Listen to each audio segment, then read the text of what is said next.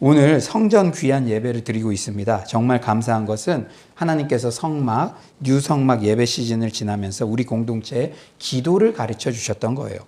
성도님들 모두 잘 아시다시피 7월 첫날부터 시작된 한 끼 금식 릴레이 기도. 사실 비하인드 스토리가 있습니다. 원래 우리가 저 비전센터에 그냥 들어갈 수 있는 그런 상황이었어요. 그런데 갑자기 급작스럽게 그게 바뀌어가지고 그 다음 주 월요일부터 기도를 선포하고 본격적으로 기도해야겠다 이렇게 하고 기도를 했는데 일주일 만에 뉴 성막으로 인도함을 받게 되었죠. 그래서 우리가 기도 제목을 바꾸었죠. 이제 많은 부속 공간들을 허락하셨으니 성도님들이 모두 함께 예배드릴 수 있는 공간을 허락하소서. 우리는 한 달을 작정하여 한 끼 금식 릴레이 기도를 했습니다. 여러분들이 가장 주역이었어요. 너무나 정확하게 한 달 작정이 끝나자 모든 성도님들이 함께 예배드릴 수 있는 이 공간에서 우리가 지금 예배를 드리고 있습니다. 할렐루야. 우리의 기도를 들으시고 교육부 관계자들의 마음까지 바꾸셔서 공문을 학교에 보내시고 우리가 이곳에서 예배드리게 된 줄 믿습니다. 하나님은 살아계세요. 하나님은 우리의 작은 신음까지도 들으시고 우리의 기도를 반드시 응답하십니다. 여러분, 서울로 교회의 기도만 응답하시겠습니까? 여러분 개개인의 기도 제목들도 하나님께서 신실하게 응답하시는 줄 믿습니다. 이제 8월 11일부터 가스펠 프로젝트를 시작해요. 여러분, 부제가 뭐죠? 삼겹줄 프로젝트. 이번 여름 코로나19로 전교인 수련회 등 모두 모일 수 있는 집회는 제한되지만 8주 동안 소그룹이 친밀한 관계 속에서 집중적으로 영적 케어를 받는 그런 특권을 누리시기 바랍니다.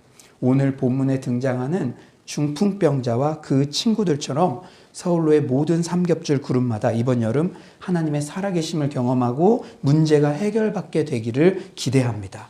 여러분, 기대함을 가지고 주님께서는 내 믿은 대로 될지어다. 그 삼겹줄 그룹이 주님 정말로 중풍병 같은 나에게 해결되지 않을 것 같은 간절한 그 기도 제목이 8주 동안 응답받게 하여 주시옵소서. 기대감을 가지고 기도로 준비하며 나아갈 때 주께서 그런 역사를 이루실 줄 믿습니다. 오늘 본문 너무나 유명하죠. 여러분들 한 명씩 한 명씩 나와서 좀 시켜보려고 그랬어요. 그럼 다음 주에 안 올까봐 제가 설교를 하는데 여러분 오늘 본문 내용 다 잘 알고 있죠. 그런데 우선 매번 읽을 때마다 약간 헷갈리는 두 가지 질문을 먼저 살펴보기 원해요. 여러분 아침이지만 정신 똑바로 차리고 제가 이 본문을 읽어볼 때 부끄러워서 말은 못했지만 이거는 조금 제가 아직 해석 잘 못하겠어요. 좀 궁금한 점이 있었어요. 7절에 이 사람이 어찌 이렇게 말하는가? 예전 성경에는 이 사람이 어찌 이렇게 말하는가? 참람하도다, 황당하도다. 그렇다면 예수님께서 너의 죄를 사했다고 말씀하셨을 때 사람들이 왜 참람했을까요? 왜 참람했을까요? 예수님께서 너의 죄를 사하노라 그런데 사람들이 참람했어요. 왜 그랬을까요?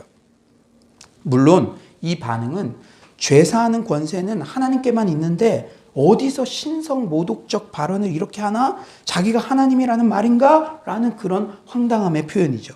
그런데 여러분 잘 들으십시오. 예수님의 이 말은 용서에 대해 상식적으로 생각할 때도 참으로 황당합니다.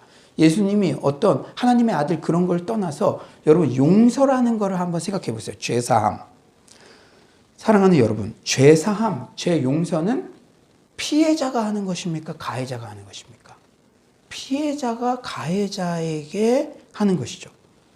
발이 밟힌 사람이 발을 밟은 사람에게 내가 용서한다고 말하는 것은 이치에 맞죠? 강도를 당한 사람이 돈을 훔친 사람에게 내가 용서한다고 말하는 것도 이치에 맞습니다. 그런데 옆 사람이 돈을 훔치지도 않았는데 내가 은하한테 내가 너 용서해? 왜? 그러면 뭐라 그러겠어요? 이렇게 말하면 발이 밟힌 적도 없는데 강도를 당한 일도 없는데 내가 어떤 사람에게 용서한다 이렇게 말하면 이 사람 좀 돌았나? 생각하겠죠. 상상 속에 살고 있나? 아무리 좋게 말해도 황당하고 어리석은 행동이라고밖에 할 수가 없어요. 그런데 예수님은 전혀 그런 거 의식하십니까? 예수님은 오늘 본문에서 자신이 마치 모든 범죄로 마음을 다친 주인공인 것처럼 거침없이 행동하셨어요. 예수님은 당시 사람들이 볼 때는 피해자가 아니잖아요. 그 사람들은 볼 수 없었잖아요. 그런데 예수님께서 자기가 죄를 용서한다? 죄를 사한다 하니 사람들이 저 사람 좀 미쳤나? 황당했던 것이죠. 하지만 예수님의 전생애를 이미 아는 우리가 유심히 이 말씀을 묵상해 보면 이 말은 결코 황당한 말이 아니에요. 예수님께서는 우리의 모든 죄를 짊어지신 진정한 피해자셨기 때문입니다. 아멘이십니까? 그리고 십자가상에서도 저들의 죄를 용서해 주소서 피해자이신 자신이 가해자들을 먼저 용서하신 진정한 사랑을 보여주셨습니다. 예수님의 죄 용서 선포는 예수님의 대속적 사랑을 아는 자만이 진정으로 이해할 수 있는 영역이죠. 그러니까 그걸 몰랐던 사람들은 죽었다 깨어나도 황당하다, 참담하다 이렇게 말할 수밖에 없는 것이죠. 제가 여러분들에게 드리고 싶은 중요한 포인트는 이것입니다. 십자가의 사랑을 아는 만큼 주님의 행동을 이해할 수 있습니다. 여러분 성경에서 이해가 되지 않는 부분이 있다면 십자가의 사랑을 생각해 보십시오. 십자가의 사랑을 아는 만큼 신앙의 비밀이 풀어지는 줄 믿습니다. 또한 오늘 본문에는 예수님의 수수께끼 같은 질문이 나와요. 9절 한번 다 같이 읽어볼까요? 9절입니다. 9절 시작. 중풍병자에게 내 죄사함을 받았느니라 하는 말과 일어나 내 상을 가지고 걸어가라 하는 말 중에서 어느 것이 쉽겠느냐. 여러분 한 명 한 명에게 다 나와서 제가 질문해 볼까요? 다수결로? 안 할게요. 또 그럼 다음 주에 안 나오니까. 여러분 중풍병자에게 내 죄사함을 받았다. 이 말과 일어나 내 상을 가지고 걸어가라. 이 두 가지 말 중에 뭐가 쉽겠어요? 여러분 오른쪽 엄지발가락 살짝 들어봐요. 중풍병자에게 내 사함을 받았다. 내 죄사함을 받았다. 이 말이 더 쉽다. 왜? 들썩들썩하네요. 일어나 내 상을 가지고 걸어가라. 왜? 여러분 저만 궁금한 거 아니죠? 목사님 아직도 성경에 이해 못하는 부분이 있나? 그렇게 바라봤던 여러분들의 눈이 지금은 초롱초롱 동의하는 눈빛으로 자신 있으면 얘기해봐요. 뭐가 더 쉬운지. 그리고 예수님은 10절에서 이게 더 쉽다 말씀해 주지 않으세요. 예수님이 즉답을 피하셨기 때문에 여전히 죄사함을 받았느니라 하는 말과 일어나 걸어라 하는 말 중 어떤 것이 쉬운지 우리 스스로도 헷갈립니다. 여러분 우리 그런 말 많이 하죠. 말은 누구나 할 수 있지. 말은 쉽지. 이런 관점에서 본다면 물론 내 죄사함을 받았느니라 말로만 너 잘 될 거야 말로만 하는 게 훨씬 쉬워 보입니다. 실제 당시 거짓 선생들 중에는 말로는 내 죄사함을 받았느니라 확신 있게 떠들어댔지만 말로는 너 병 고쳐질 거야 그러면서 돈도 받고 막 그랬지만 실제 죄의 결과 발생하는 질병들에 대해서는 치유하지 못하는 말만 천하장사인 이들이 있었기 때문에 그런 관점에서 본다면 말로 그냥 내 죄사함을 받았느니라 이게 쉽겠죠. 하지만 좀 더 진지하게 생각해 보면 진정으로 죄를 사하는 권세는 하나님만이 하실 수 있는 영역이기 때문에 이단들도 치유의 역사도 흉내는 내지만 결국 죄 문제는 해결할 수 없다는 관점에서는 죄사함을 받았느니라 하는 말이 쉬운 게 아니라 훨씬 더 어려운 말이죠. 사실 죄를 사한다는 말과 일어나 걸으라 라는 말 중 어떤 말이 더 쉽냐? 점점 여러분들 미궁 속으로 빠지는데 그게 저의 의도였습니다. 이 문제는 정답이 정해져 있는 게 아니라 청중들이 말씀을 듣는 여러분들이 예수님의 신적 권세를 어느 정도 믿느냐에 따라 그때 달라요. 그때 답이 다른 거예요.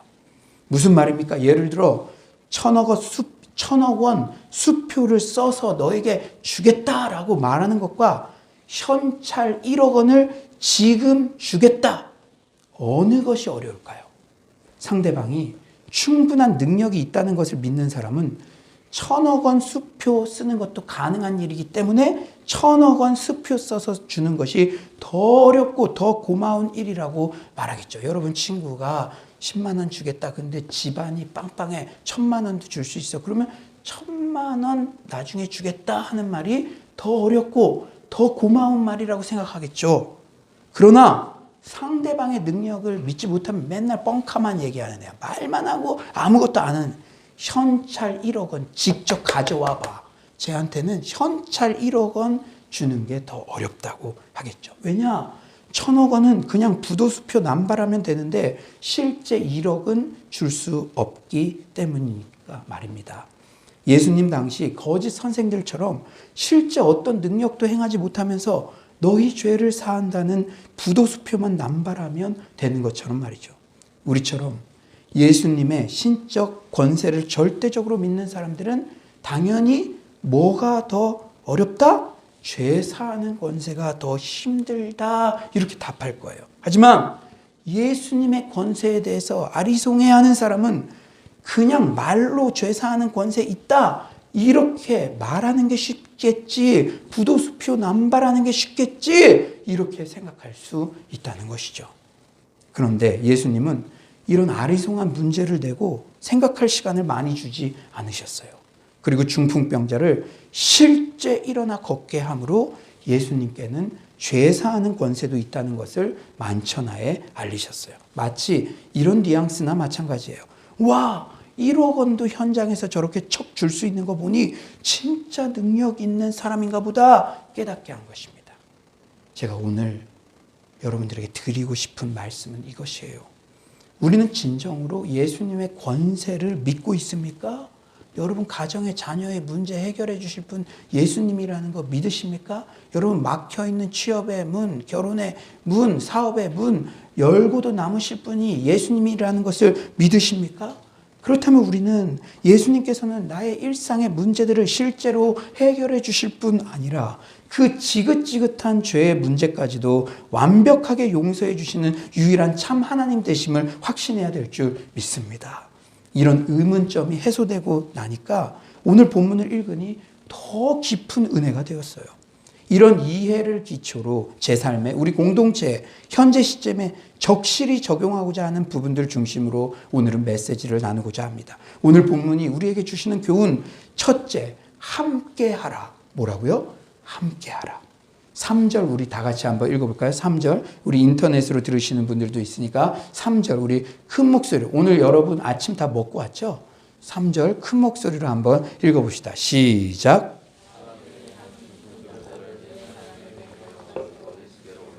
예, 혼자 가면 빨리 갈 수 있지만 함께 가면 멀리 갈 수 있다라는 말이 있죠. 인생은 단거리 경주가 아니에요. 특히 목회도 단거리 경주가 아닙니다. 처음 한두 번 잘하는 것은 누구나 할 수 있지만 멀리 끝까지 해내는 것은 함께 할 때만이 가능해요.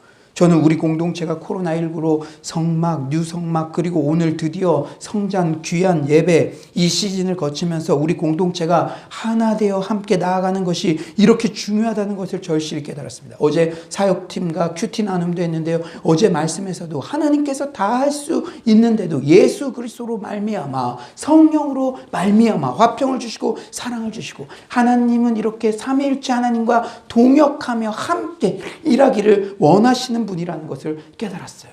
코로나19와 예배 장소 제한이라는 엎친 데 덮친 격의 위기 가운데도 사역자들이 누구보다 열심히 솔선수범하여 매일 새벽부터 밤 10시까지 새벽 기도, 밤 9시 기도 쉼없이 달려왔고 여러분 이게 한 달 동안 쉬운 게 아니에요. 사역자들도 가정이 있는데 새벽부터 밤 10시까지 9시 기도 하고 가면은 그 다음날 12시 그때 또 자고 새벽 기도 나오고 우리 남성 리더십들이 발빠르게 한마음으로 목회의 결을 맞춰주셨고 우리 청년들이 주축이 되어 청소면 청소, 예배면 예배 가장 적극적으로 동참해 주었고 기도의 어머니들이 온라인 오프라인에서 기도에 전무해 주셨고 특히 화요 성경대학 아이들 포함 25명 이상이 결석도 안 하고 말씀 위에 든든히 중심을 잡아 주었기 때문에 모두가 함께 이렇게 풍성한 기도의 열매를 맛보고 있는 줄 믿습니다. 그런데 여러분 함께 가는 것은 말처럼 그렇게 쉽지 않죠. 여러분 공감할 거예요. 찬양팀을 할 때도 나 혼자 그냥 하면 빨리 할 수 있는데 이 사람 저 사람 맞춰서 함께 하는 것 그렇게 쉽지 않아요. 그 무거운 병자를 들고 오는데 발도 맞춰야 하고 의견도 맞춰야 합니다. 지붕 위에 올리자는 의견에 처음부터 순순히 따르기는 힘들었을 거예요. 더 적극적인 사람, 덜 적극적인 사람 늘 있게 마련이죠. 하지만 여러 가지 의견 조율, 좌충우돌도 있었지만 결국 함께 했기에 중풍병자를 데리고 올 수 있었고 지붕 위에 올릴 수 있었고 어떤 장애도 다 뚫고 예수님 앞에서 문제 해결을 받을 수 있었습니다. 그런데 우리는 함께 한다고 아무나 함께 해서는 안 돼요. 내 신앙에 긍정적 영향을 주는 사람들과 함께 해야 됩니다. 어떤 영향? 긍정적 영향. 믿음 없는 사람들이 있는 곳, 자꾸 부정적 말을 하는 사람들 곁에 있으면 신앙의 불은 약해져요. 우리는 대단한 능력 있는 사람이 아니고 연약하기 때문에 주변의 영향을 다 받습니다. 그렇기 때문에 기도하는 사람을 가까이 해야 내 기도가 늘어나게 되고, 믿음 있는 사람을 가까이 해야 내 믿음이 자라나는 거예요. 성령 충만한 사람 주변에 있어야 내 믿음이 자라나고, 기적을 많이 경험한 사람을 주변에서 만나야 기적을 경험하는 것입니다. 특히 사랑하는 청년들, 아무리 크리스천이라도 방탕한 마음이 우리 안에 다 조금씩은 있어요. 그러면 주변에서 술 한잔 하자고 하고 춤추는 대로 가자 자꾸 그러면 따라갈 수밖에 없습니다. 우리에게는 음란한 마음이 누구에게나 다 조금씩 있기 때문에 그런 사람 자꾸 만나면 그 길로 빠질 수밖에 없는 거예요. 그래서 모든 이 세상의 범죄 중 대부분이 제가 친구 잘못 만나서 이랬어요, 이렇게 고백하지만 그게 발뺌하는 것 같지만 다 발뺌이 아니에요. 누구를 만나느냐에 따라서 내 인생이 결정이 됩니다. 제가 요새 청년들 보면서 놀라운 사실을 목격해요. 누구와 시간을 많이 보내느냐에 따라 정신 상태가 다르고 얼굴 표정이 다르고 삶의 태도가 달라지는 것이 확연하게 보입니다. 여러분, 열매로 알리라. 내가 이 사람을 계속 만날 것인가, 교제할 것인가, 여러분들의 모습을 보면 돼요. 말씀 읽고 예배드리고 기도하고 경건하고 거룩한 쪽으로 자꾸 가는가, 아니면 예전에 내가 이루었던 그 거룩한 신앙의 습관들과 기준들이 타락해가고 무너져가는가. 그렇다면 여러분이 선택해야 되죠. 아멘이십니까? 사랑하는 여러분, 교회 안에서 가장 은혜가 되고 열심히 있고 긍정적이고 밝은 사람들, 성경 대학, 삼겹줄 프로젝트 등 교회 프로그램에서 은혜의 수혜를 가장 많이 받는 사람들과 주로 시간을 함께 보내고 열심히 따라하시기를 간절히 축원합니다. 여러분, 오늘 영상에 보니까 여러분 얼굴이 거의 다 나오더라고요. 이 일부 예배 나오는 분들이 이 교회의 중심이고 주축이고 지금 은혜를 가장 많이 받는 분들인 줄 믿습니다. 하나님께서 더불어의 은혜를 부어주실 것을 확신합니다. 오늘 본문이 주는 교훈 둘째, 지붕을 뚫어라. 뭘 뚫어라? 지붕을. 문제가 생겼을 때, 장애물에 직면했을 때 우리가 가져야 할 태도에 대한 말씀이죠. 우리 4절 한번 큰 목소리로 읽어봅시다. 4절입니다. 시작.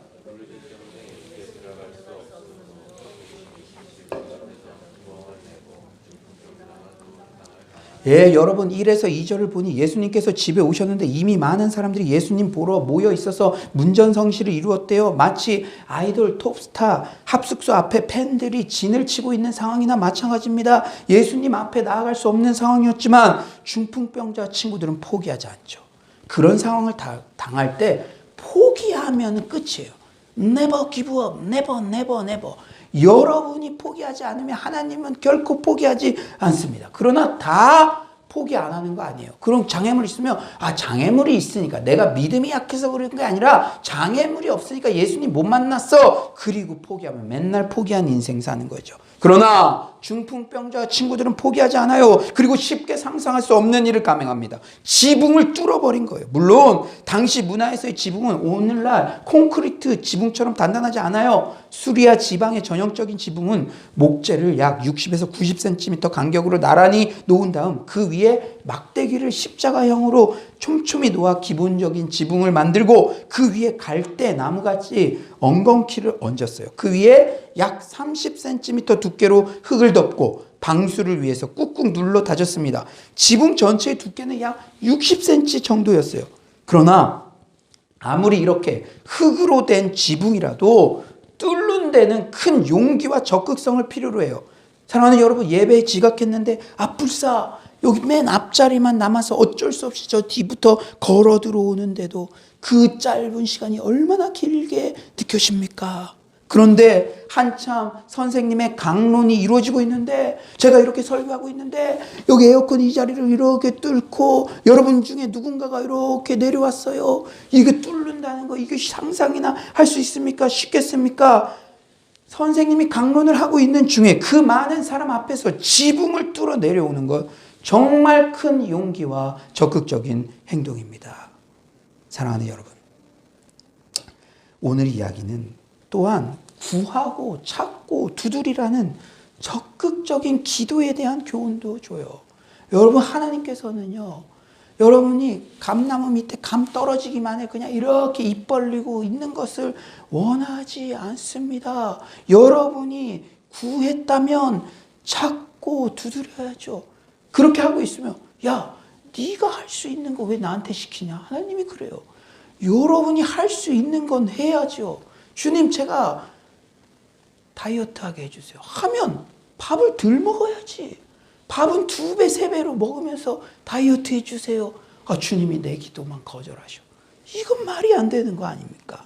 사랑하는 여러분, 최근 서울로 공동체가 걸어왔던 시도들에 대한 확증의 말씀입니다. 오늘 이 말씀은 우리 공동체는 기도 보면 앞서면 안 되니 우직하게 기도했죠. 여러분 모두가. 그리고 기도 중 받은 은혜대로 실천했어요. 지붕을 뚫었습니다. 학교 예배 장소가 막히면 성막 장소로, 코로나19로 화요 모임 집회가 힘들어지니 화요 성경대학으로, 뉴 성막 예배 장소가 협소하면 3부 예배로, 한 번에 전교인 수련회가 힘들면 3명씩 10번 20번 만나면 됩니다. 가스펠 프로젝트, 삼겹줄 프로젝트. 주님이 길을 만들어 주실 때 함께 그 길 따라가며 장애가 생기면 뚫어버리는 것, 그것이 역병의 시대에 우리에게 더욱 간절히 요청되는 믿음의 태도요, 기도의 태도인 줄 믿습니다. 셋째, 용서에 초점을 맞추라. 뭐에 초점을 맞추라고요? 용서. 5절 말씀 우리 다 같이 한번 큰 목소리를 읽어봅시다. 5절입니다. 5절 시작.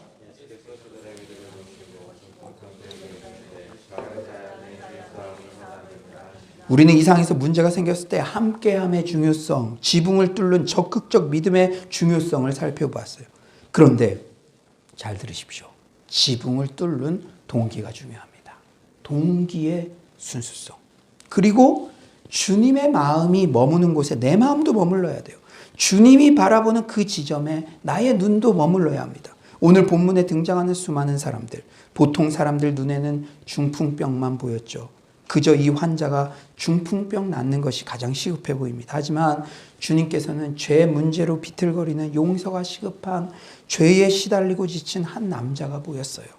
오늘 본문의 주요 스토리는 포면적으로는 중풍병 치유지만 그 기저에는 용서라는 주제가 깔려 있습니다. 우선 예수 선생님이 강의하는데 지붕이 뚫리고 흙먼지가 떨어지고 강의는 중단되고 무례를 범했어요. 저도 솔직한 제 말씀 드리면요, 설교하는 데는 제가 영적으로 모든 감각이 최고로 민감해질 때입니다.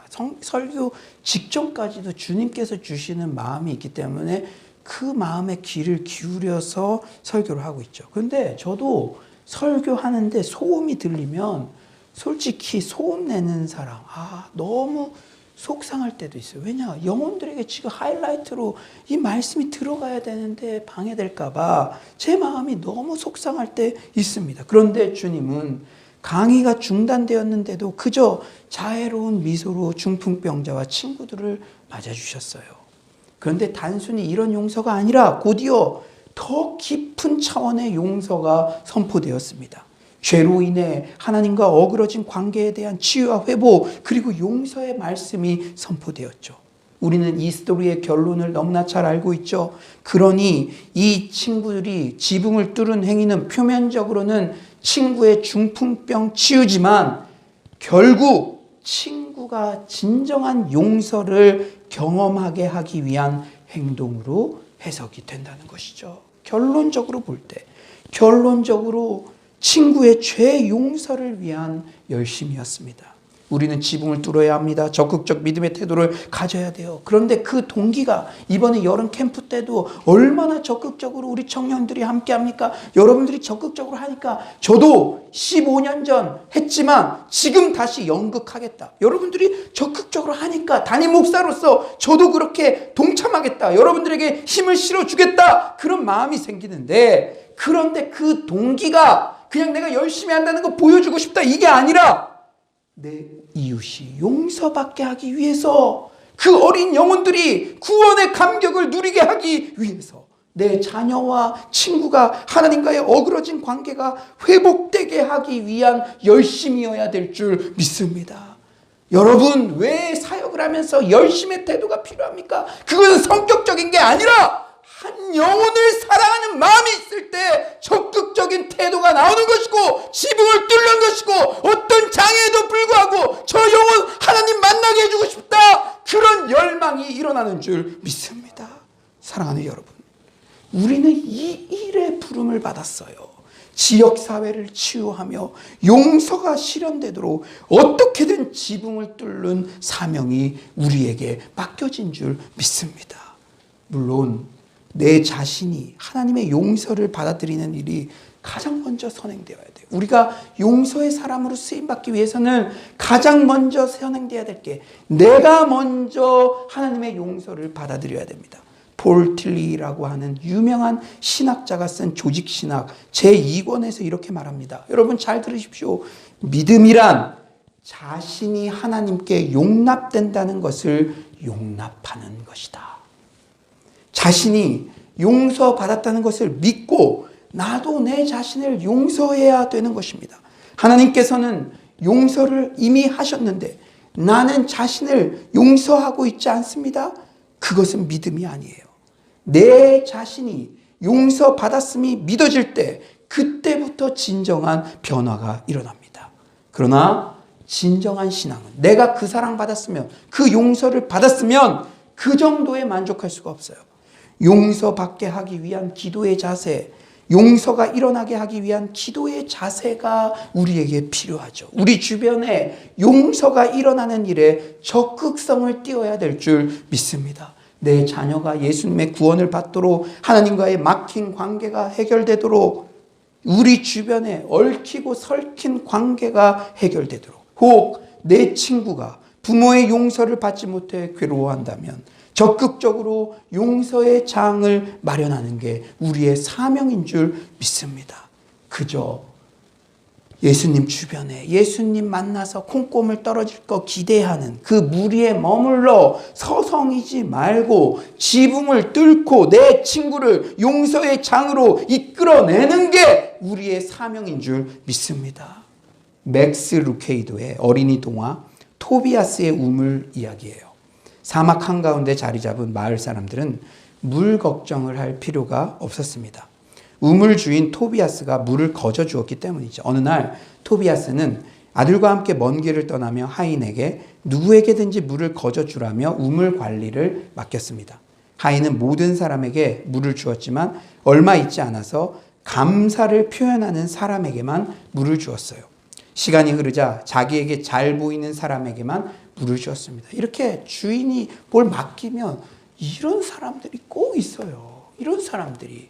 그걸 자기 권한으로 알고 마음에 드는 사람만 인으로 들어오게 하고 하나님보다 자기 사심이 있는 사람. 그러면 주인이 어떻게 또 일을 맡기겠습니까? 자기.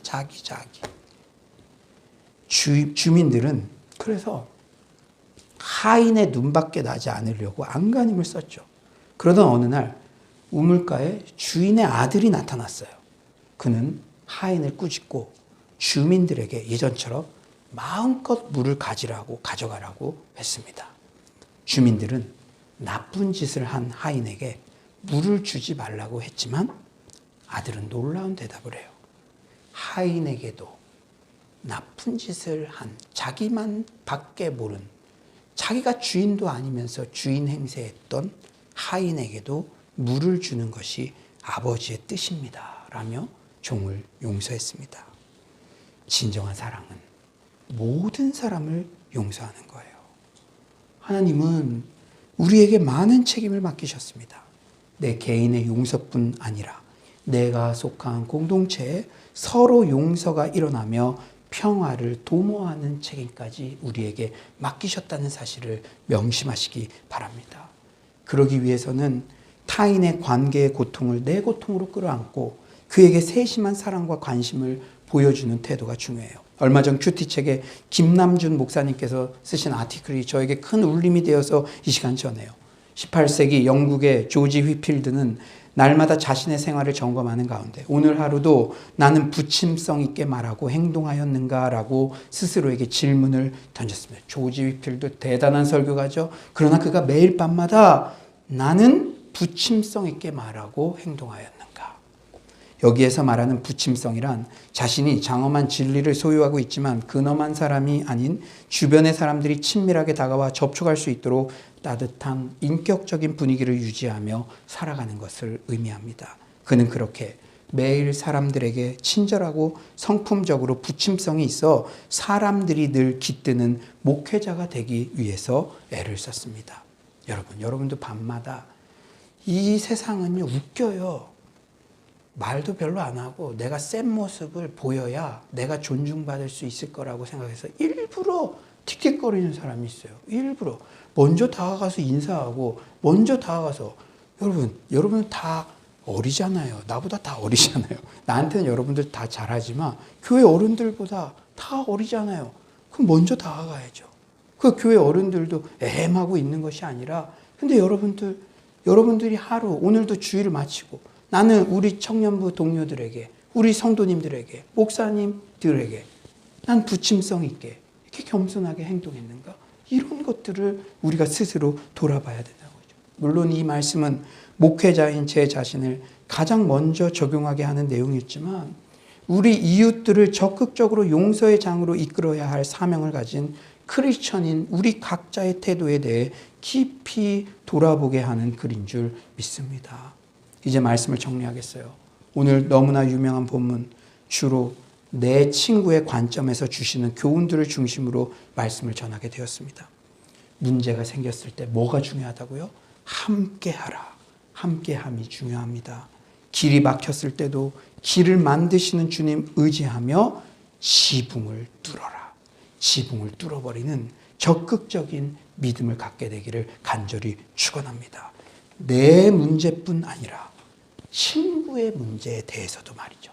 내 문제에만 적극적인데 다른 거에 대해서 관심도 없어. 그게 아니라 청년부가 뭐를 한다. 키마가 뭐를 한다. 예꼬가 뭐를 한다. 다른 곳에서 무엇을 하더라도 내 것만 하는 것이 아니라 친구의 문제, 동료 사역자의 문제, 내 형제 자매의 문제에도 적극성을 가지고 함께하는 여러분 되시기를 소망합니다. 무엇보다 이 시대 어느 때보다 갈등이 많고 원한도 많고 얽히고 설킨 깨어진 관계 속에서 적극적으로 용서의 장을 마련해가는 피스메이커로서의 사명을 감당하기를 소망합니다.